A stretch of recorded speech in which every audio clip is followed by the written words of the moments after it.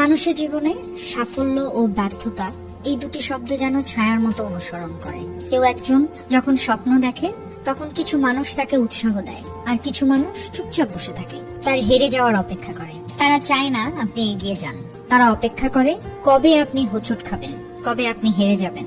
এই রকম পরিস্থিতিতে সবচেয়ে বড় শক্তি হলো নিজের উপর বিশ্বাস রাখা।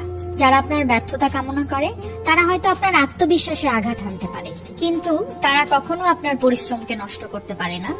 যদি আপনি সত্যি জিততে চান, জিতে দেখান তাদের যারা আপনার হারের অপেক্ষায় আছে। এই বাক্যটি শুধু একটি চ্যালেঞ্জ নয়, এটি এক ধরনের প্রতিজ্ঞা।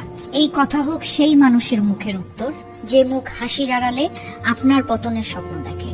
এটা সেই আত্মার জোর যে প্রতিদিন কষ্ট করে, অভাব অনটনের মধ্যে থেকেও স্বপ্ন দেখে সফল হবার। জীবনের প্রতিটি পর্যায়ে এমন মানুষ থাকবে যারা বিশ্বাস করবে আপনি পারবেন না, কিন্তু মনে রাখতে হবে আপনি জিতলেই তাদের সব সন্দেহ, অবিশ্বাস আর অহংকার ভেঙে যাবে। তাই চুপচাপ লড়াই করে যান, মন দিয়ে নিজের লক্ষ্যের দিকে এগিয়ে চলুন। সময় আসবে আপনি জয়ী হবেন, তাদের সামনে দাঁড়িয়ে বলবেন আমি হেরেও হার মানিনি, কারণ আমার বিশ্বাস ছিল আমার উপর। অতএব প্রতিকূলতাকে ভয় না করে বিদ্বেষীদের উত্তর দিতে হয় কাজ দিয়ে, সাফল্য দিয়ে, কারণ সবচেয়ে বড় প্রতিশোধ হলো আপনার সাফল্য।